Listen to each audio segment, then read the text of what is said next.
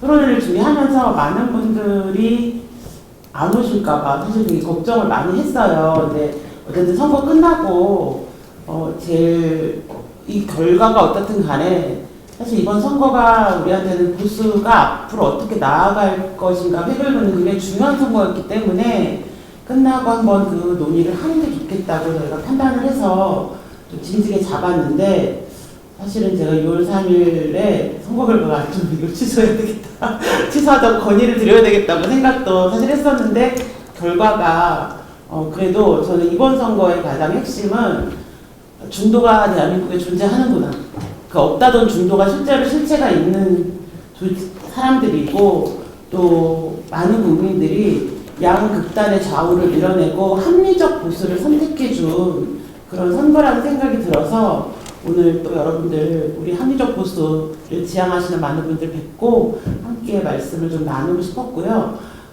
그리고 이제 저희가 이번 토론을 준비하면서 특별히 조갑태 선생님을 이제 초청을 드린 이유는 저는 참 대한민국에 어른이 없는 사회인 것 같아요. 대한민국이 언젠가부터 좀 이렇게 힘있고 품위있고 그런 어른이 없는 와중에 그나마 또 대한민국에서 어려운 일이 있을 때 길을 물을 수 있는 어른으로 남아주신 게 사실 저는 제일 감사하기도 했습니다. 예, 그래서 오늘 토론회를 시작하기 전에 저희 시민단체 길에 오창훈 대표님께 인사 말씀 잠깐 듣고 시작하도록 하겠습니다. 네, 안녕하세요. 시민단체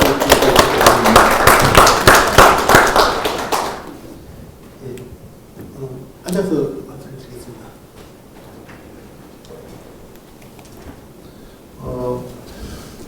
답의 모가지를 비틀어도 세력이 온다라는 김영삼 대통령 말씀이 처럼 이제 세력이 오는 것 같습니다.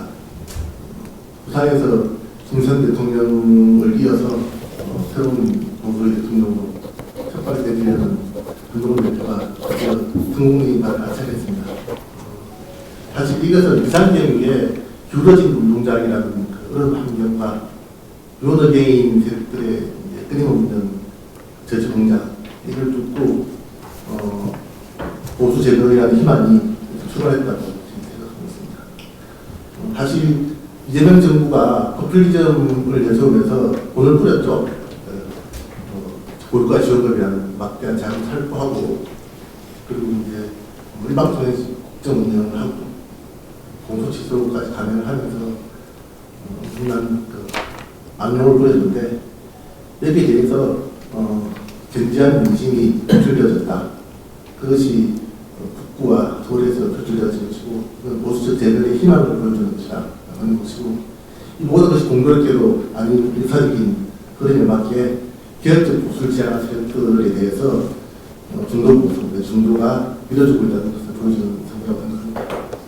이러한 시점에 조갑태 선생님을 모시고 귀한 말씀을 듣게 돼서 저희는 너무 감사하게 생각합니다. 나와주신 선생님 너무 감사하고요. 이번 선거가 새로운 출발에서 시작이 될 것이고 시민단체 길도 여기에 맞춰서 움직일 겁니다. 조갑태 선생님 귀한 말씀 다시 한번 감사드립니다. 오늘은 일부는 조갑태 선생님의 이제 선거 이후에 보수 진영이 어떻게 나아가야 할지에 대한 강연으로 진행을 하고요. 끝나고 한 10분 정도 휴식 시간을 가진 후에 2부에서는 저희 신단체 길이 그동안 참 존재감이 없어 보이지만 생각보다 많은 일을 했습니다. 제가 180만 쇼츠의 주인공 아닙니까? 그 국회 앞에서. 그래서 그 시민단체 길과 함께 우리가 합리적 보수가 어떤 실천 방향으로 나아갈 것인지에 대한 좀 토론회를 같이 오창훈 대표님 진행하도록 하겠습니다. 예, 그러면은 먼 길까지 와주셔서 너무 감사드리고 정말 대한민국의 어른으로 남아주셔서 너무 감사드립니다. 조갑태 선생님 강연을 듣도록 하겠습니다.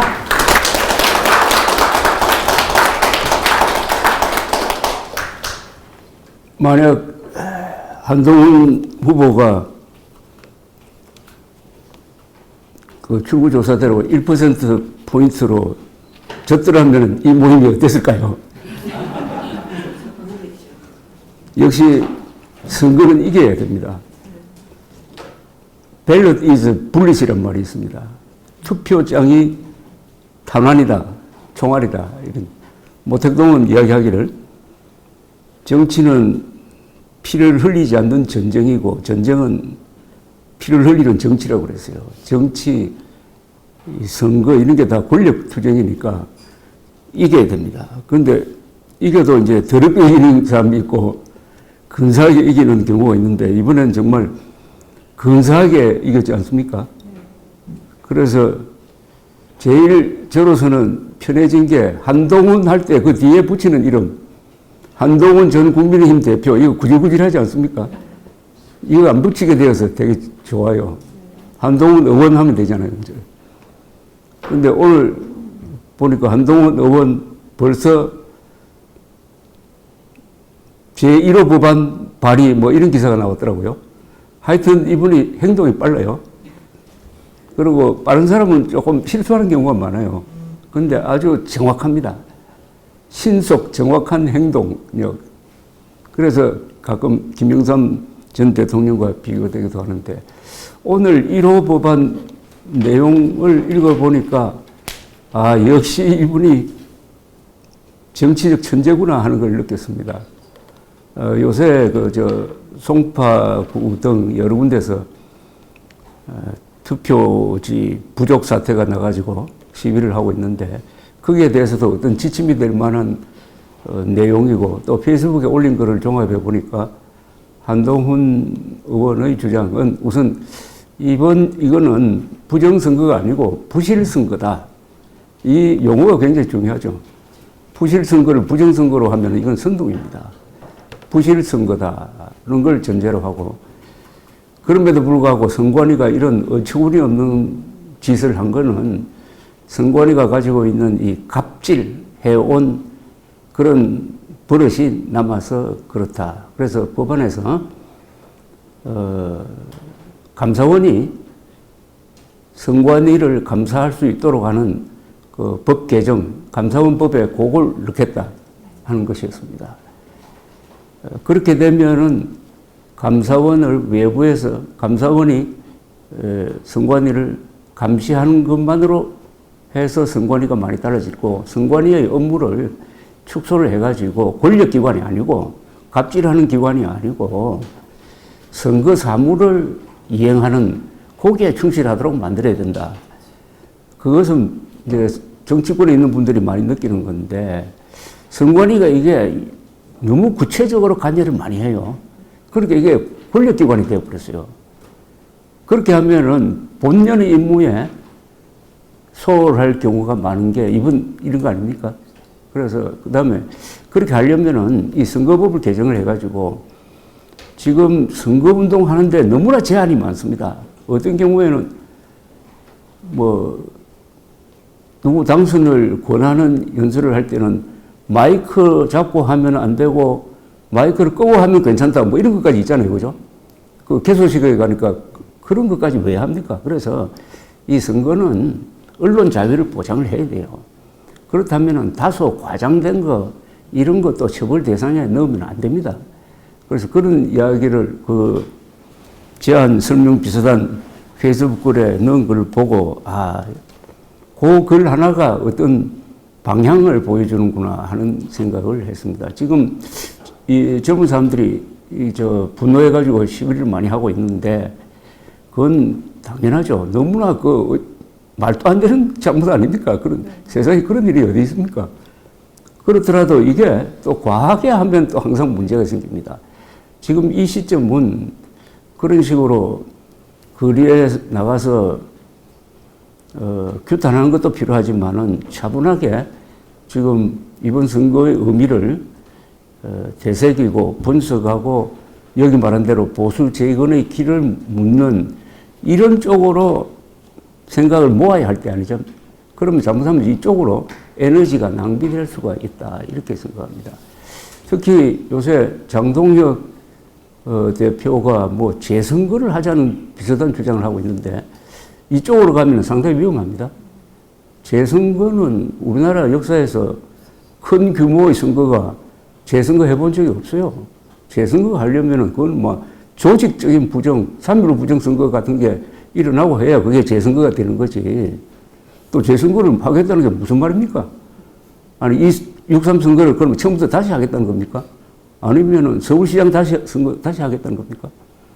아니면 그 투표지 부족 사태가 일어난 대만 선거를 하겠다는 겁니까? 그러니까 더구나 그 지금 이 시위에 참여하는 사람 중에서 물론 2030 세대 전체가 중심이 되었다니까 그런 일은 뭐 제한적이라고 보지만은 부정선거 음모론자가 여기 나가서 활동을 하면은 이게 엉뚱한 방향으로 갑니다. 부정선거 음모론을 대표하고 있는 사람이 우리나라에서는 윤석열, 황교안, 장동혁 세 사람 아닙니까? 이런 사람이 지금 선관위를 공격한다든지 이런 데 앞장서 버리면은 이 시위가 아주 오도될 가능성이 있고 오히려 역풍을 맞을 가능성이 있습니다. 어제 정승호 법무장관이 보니까 선관위의 잘못은 그건 책임을 물어야 한다. 그러나 부정선거 음모론의 뭐 법 위반 행위에 대해서는 엄정하게 대응하겠다. 벌써 이렇게 나오고 있잖아요. 그래서 우리나라에서 선거 문제에 대해서 발언권을 주지 않아야 될 사람이 부정선거 음모론자입니다. 부정선거 음모론. 장동혁이란 분이 작년인가? 무슨 집회에서 우리가 황교안이라고 했죠? 우리가 황교안이란 말은 무슨 말입니까? 우리가 부정선거 음모론자다? 그건 우리가 반역자라는 이야기거든요. 그래서 이 부정선거 음모론자가 좋은 기회 만났다 해가지고 선량한 사람들을 이렇게 선동하는 거기에 넘어가지 않도록 하는 어떤 지침이 될 만한 글이 한동훈 의원의 오늘 그 법안 설명이었다고 생각합니다. 이게 바로 머리 좋은 사람들이 하는 겁니다. 머리 좋은 사람들의 글 하나가 이 복잡한 상황을 딱 방향을 잡게 만듭니다.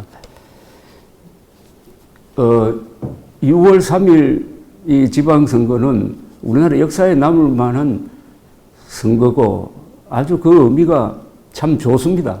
그러니까 오늘 여기 계신 분들 다 인상이 다 좋네요. 좋은 선거를 치르면 이렇게 됩니다. 좋은 선거를 치면은 결과가 나온 순간 그날 아침이 밝아 보여요. 6월 4일 아침이 그랬습니다. 그 간밤에 드라마가 2편 상영됐잖아요. 한동훈 역전 드라마가 새벽 2시에 끝나는 거 했더니 그때부터 또 오세훈 역전 드라마가 이어져 가지고 희대의 드라마 2편이 상영되었는데 역전성으로 됐어요. 한국 사람들이 왜 드라마를 좋아하느냐. 한국 사람들은 하여튼 역전극을 좋아해요. 그 드라마도 대부분이 역전극 시나리오 아니겠습니까? 이런 근사한 역전극, 더구나 그 표차도 아주 몇만 표, 뭐 천몇 표 이런 식으로 아슬아슬하게 되었는데 그러나 이긴 거는 이긴 거죠. 한 표 차이라도 이긴 거는 이긴 겁니다. 그래서 새로운 세상, 새로운 보수, 새로운 길을 모색할 수 있는 그런 터전을 쫙 만들었습니다. 이 선거가 왜 이렇게 힘이 있느냐 하면 우선 선거에 참여하는 사람들이 숫자가 많아요. 이번에 아마 투표에 참여했던 사람이 한 2천 몇백만 명 될 거예요. 투표 행위라는 게 이게 주권자가 주권을 행사하는 거예요. 많은 사람들이 참여하고 또 참여하기 전까지 한두 달 동안 온통 선거 가지고 이렇게 이야기하고 싸우고 외치고 하던 게 선거를 해서 결과로 딱 나왔다 하면은 이 어마어마한 에너지가 축적되는 거예요. 그래서 선거는 역사를 바꿉니다. 세상을 바꾸는 게 선거예요. 예, 근데 1985년 2.12 총선이라고 있었어요. 그때 전두환 정권의 피크 타임이었습니다. 그때 선거를 했습니다. 2.12 총선. 개표 딱 하니까 세상이 바뀌었어요. 어떻게 바뀌었느냐. 김영삼 총재가 급조해가지고 이끌었던 신민당이라는 급조된 이 야당이 전국적으로 굉장히 의석수를 많이 차지했어요. 고분고분하던 민한당은 그냥 시들어버리고 특히 부산에서 이변이 있었습니다. 그때는 한 지역에서 두 사람을 뽑을 때였어요. 부산에서 12명을 뽑게 되어 있는데 민정당, 집권당이 3석밖에 차지하지 못했어요. 9석을 잃었습니다. 야당이. 그래서 2.12 총선은 부산에서 시작된 선거혁명이었습니다. 이게 한국의 민주화의 방향을 결정한 거예요. 그게 1985년 2.12 총선. 그래서 제가 한동훈 의원이 부산에 출마하기로 한다고 했을 때 딱 생각나는 게 2.12 총선이었습니다. 아, 부산 사람들이 한동훈 후보를 알아줄 것이다. 한동훈 후보가 부산 사람 기질, 그걸 알아주었으니까 부산 사람들이 반드시 거기에 대한 답을 할 것이다. 라고 여러 번 이야기를 했는데 그 답이 바로 이런 위대한 역전성으로 나타난 거죠. 부산을 알아준 사람. 한동훈 의원이 부산으로 뭐 가는 과정에서 몇 분 대화를 했는데 뭔가 부산에 가면은 기질적으로 맞다는 거예요. 부산 사람하고 통한다고 했습니다. 부산 사람하고 통한다는 걸 저는 부산에서 학교도 다니고 부산에서 기자 생활을 해가지고 부산 사람을 제가 잘 알아요. 부산 사람들의 기질. 부산 사람들이 우리나라에서 가장 화끈한 사람입니다. 행동이 가장 빠른 사람이에요. 부산에서 큰 정치적 변화를 이끌어낸 경우가 여러 번 있었습니다. 4.19는 마산에서 시작됐는데 부산을 거쳐서 서울로 올라와서 이승만 정부가 무너졌습니다. 그리고 부마 사태, 1979년 10월 부산 대학생들이 시위를 하면서 시작된 부마 사태가 그 열흘 뒤에 박정희 정권이 무너지는 계기가 됐어요. 그리고 아까 말씀드린 2.12 총선. 그 다음 또 있습니다.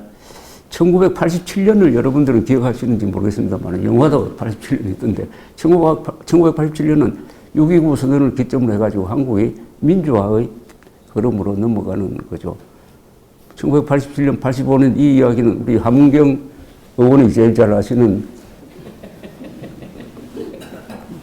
그때 내가 조선일보에 기자하면서 함은경이라는 이름으로 기사를 많이 썼어요.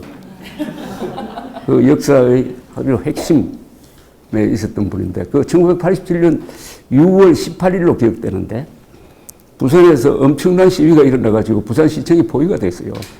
그러니까 부산시장이 아이고 이거 경찰로는 막을 수 없다. 서울로 전화를 해가지고 군대가 나와야 된다고 했습니다.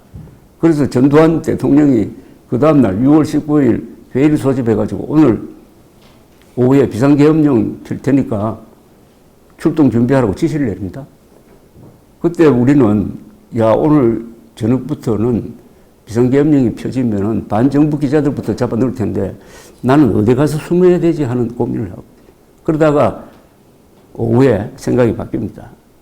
그 전두환 대통령은 약간의 블러핑으로 그렇게 한 건데 어쨌든 그렇게 하니까 그러면 국민들이 요구하는 직선제를 받아들여야 된다 해서 6.29 선언이라는 게 나오는 겁니다. 그래서 피를 흘리지 않고 이제 평화적으로 정권 교체가 되는 전통이 거기서 만들어졌는데 그때도 부산이 결정적인 역할을 했고 그래서 저는 이번이 한국 정치판을 바꾸는데 부산 사람들이 다시 한번 골기한 거예요. 가장 부산적인 사람이 누구냐 하고 물어보면 저는 나훈아 가수 나훈아 그 사람 가만보면 딱 부산 사람이에요. 부산 사람은 우선 솔직해요. 그리고 행동력이 있고 뒤가 없고 서민적이고 이 부산 경남 요 일원에 우리나라 트롯 가수 작곡가 작사가 거의 반이 거기 집중되어 있습니다. 트롯 노래가 하려면은 부산에서 먼저 유행해야 된다는 이야기가 있습니다. 나훈아 씨가 2020년으로 기억되는데 추석 무렵에 그때 문재인 정권이 하도 스트레스를 줄 때인데 그때 KBS에서 한 2시간여에 걸쳐서 단독 콘서트를 한 적이 있습니다. 그거 기억나십니까? 네. 그때 아마 스트레스 해소를 많이 했을 겁니다. 그때 불렀던 노래 중 하나 기억나는 게 테스형이라는 노래 있잖아요. 그 소크라테스 아닙니까? 그죠? 아니, 소크라테스 보고 형이라 부르는 가수가 우리나라에, 부산에 있다는 겁니다. 이번에 보수 재건의 길을 물을 때 제일 중요한 게 이 보수라는 명칭입니다. 이름을 잘 지어야 돼요. 이름 잘못 지으면 어떻게 되느냐 하는 거는 바로 국민의힘입니다. 국민의힘, 이거 장명 잘못한 겁니다. 그러니까 이 국민의힘은 이제 앞으로 바뀔 텐데, 장명을 잘못하면 평생 고생합니다. 그러니까 우리가 누구냐 하는 것은 이름으로 드러내는 겁니다. 이름은 정체성입니다. 장명 잘못해가지고 망한 정당이 있어요. 열린우리당. 그 노무현 탄핵 과정에서 나타났는데, 열린우리당 나오자마자 기분이 나빴습니다. 아니, 열린우리당이라고? 난 그 당 소속이 아닌데 얼마나 많은 사람을 기분 나쁘게 만듭니까? 열린우리당. 그래서 꾀를 냈어요. 발음을 정확하게 해야 된다. 열린우리당이라 하지 말고 열린우리당이라고 해야 된다. 짐승 가두는 우리 있죠. 그런데 저 당은 언젠가는 열릴 거다. 그럼 우리에서 짐승이 다 바깥으로 나와가지고 없어질 거다. 그렇게 됐습니다, 그게. 열린우리당이 나중에 그냥 없어져 버렸어요. 노무현 정권 말에 가면은. 이렇게 이름이 중요한 겁니다. 새누리당 장명했을 때 저는 이거 오래 못 간다고 봤어요. 새누리당, 새로운 세상을 만든다는 거죠. 그대로 번역하면 신천지입니다. 새누리당을 한자로 쓰면 신천지 아닙니까? 신천지. 그런데 이거는 보수가 만드는 정당 이름이 아닙니다. 보수는 새 세상을 만드는 사람이 아니에요. 새 세상은 그 공산당이 만드는 겁니다. 새 세상도 못 만들지만은, 보수는 지금 세상을 아주 아끼면서 거기서 좀 잘못된 거 있으면 고치고 조금씩 개선해가는 사람들이 보수입니다. 개혁이란 말도 보수하고 안 맞아요. 개선입니다. 개선. 조금씩. 개혁이란 것은 뒤집어 엎는다는 뜻입니다. 뒤집어 엎는 것은 저 좌파가 하는 거지. 보수는 그 민족, 그리고 조상, 이런 걸 소중하게 여기고, 효도하고 충성하고 미풍양속 소중하게 여기고 하는 사람들이고, 죽은 사람하고 살아있는 사람, 그리고 앞으로 태어날 사람을 하나로 연결해주는 그런 생각을 가진 사람인데, 새누리당이나 국민의힘은, 그 다음에 국민의힘이 잘못된 게, 이건 문법에 맞지 않아요. 국민의하고 떼고 힘이라고 써야 되는데 붙여버리는 것도, 이게 문장인지 뭐 명사인지도 그렇고. 국민의힘을 영어로 어떻게 지금 번역해서 쓰는지 아세요? People Power Party입니다. People Power Party. 그대로 번역하면 인민권력당이에요. 누가 봐도 이거는 좌익정당 이름입니다. 왜 그렇게 이름을 함부로 하느냐. 그런데 이 보수란 이 말도 이제 우리가 재고를 해봐야 되겠다는 생각이 자꾸 들어요. 보수, 진보, 이게 사실은 좌우 개념입니다. 냉전시대 더 올라가면은 프랑스 대혁명 때 생긴 게 좌우예요, 좌우.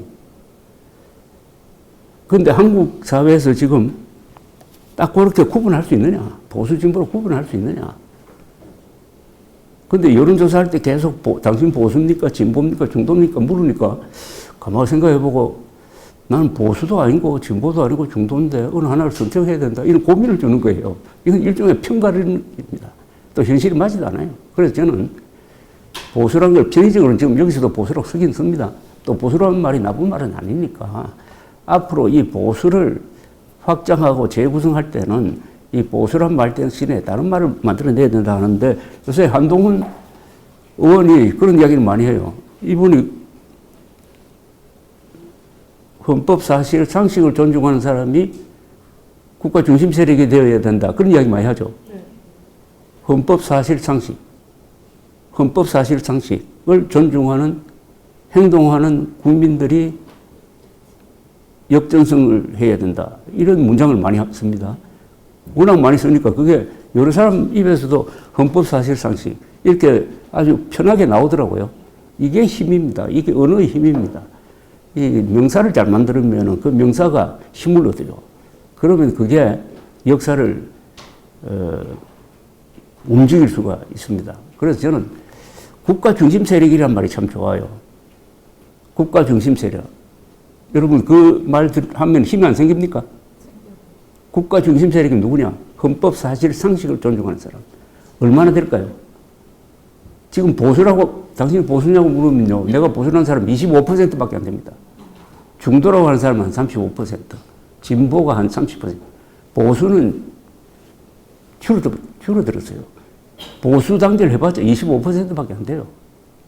이번에 한동훈 후보가 이길 수 있었던 것은 보수 성향과 중도를 같이 이렇게 잡은 건데, 그래서 저는 국가 중심 세력, 그리고 더 줄이면 중심 세력이라는 걸로 가야 되는 거 아니냐 하는 그런 생각이 듭니다. 중심 세력. 중심 세력은 헌법 사실 상식을 존중하는 사람인데요. 여론조사에 이 사람들이 잡혀요. 어떤 경우에 잡히느냐. 불법 계엄에 반대했던 사람 하면은 70% 넘습니다. 그리고 부정선거 음모론 안 믿는 사람 70% 넘어요. 그 다음에 한일 관계를 실용적으로 가져가야 된다는 이재명 노선에 찬성하는 사람이 또한 70% 넘어요. 한미동맹 지지하는 사람이 70% 넘을 거예요. 이 사람들입니다. 이 70%를 굳이 좌우, 보수, 진보 이렇게 가르지 말고 이걸 하나로 묶는 말은 중심 세력이다. 국가 중심 세력이다. 중심, 딱 하면, 중심 세력, 딱 하면은, 그때부터 중심적으로 생각을 하게 돼요. 내가 보수라고 하면은 세상을 나는 보수적으로 보아야 되겠다 하는 의무감이 생기는 거예요. 강박관념이 생깁니다. 중도는 이게 힘이 없는 말입니다. 중도는 그 말 자체가 어중간하다는 뜻이거든요. 이것도 아니고 저것도 아니고 중도가 아니라 중심이죠. 중심은 가운데 자기를 딱 놓고 사물을 주체적으로 보는 일종의 주인의식이 가진 사람을 우리가 중심 세력이라고 하니까 저는 한동훈 씨가 최근 한 1년 동안에 던진 이 화두가 현재 잘하고 있다고 생각합니다. 더구나 이번 당선되었으니까 또 새가 있는 사람이니까 언젠가는 이 보수라는 말 대신에 다른 말 쓰자 이렇게 하고 나올 텐데 그 말이라는 게 수십 년, 수백 년 쓰여진 말을 함부로 바꿀 수는 없습니다. 그러나 이 말을 이 명사입니다. 명사를 언젠가는 중심으로 국가 중심 세력으로 바꾸겠다는 의지를 가지고 보수란 말을 쓰는 게 맞지 않느냐 하는 생각이 듭니다. 한동훈 의원은 중심을 어떤 식으로 해석하느냐 하면은 어느 나라든지 극우나 극자는 어느 나라든지 있다. 그런데 이 극우와 극자가 가장자리에 있어야지 이게 나라 한가운데 들어오면 안 된다. 그래서 국가 중심 세력이 극우를 약화시키고 극자도 동시에 약화시키면은 가운데에 큰 중원이 열려서 여기에 보수가 국가 중심 세력으로서 헌법과 사실과 상식을 존중하면서 나라를 이끌 수가 있다. 이런 이야기인데 거기서 키워드가 국가 중심 세력이고 그다음에 극우와 극자를 어떻게 볼 거냐는 겁니다. 요새 극우 이야기를 많이 할 때마다 제가 이야기합니다. 극우는 보수의 일부가 아닙니다. 극우는 보수의 반대말입니다. 극자도 보수의 반대말이고 극우는 보수의 적입니다. 가짜 보수입니다. 이번 선거는 진짜 보수가 가짜 보수를 누른 선거라고 보여집니다. 진짜 보수가 굴기를 해가지고 상식 보수, 투표장이 많이 나가서 두 개의 드라마를 만들어내고 하는 이번 선거의 의미는 상식을 가진 사람들이 투표장이 많이 나갔다. 여기서 이변이 시작된 거예요. 이변이. 그런 어떤 주인의식, 사명감, 자부심이 필요하다고 생각하는데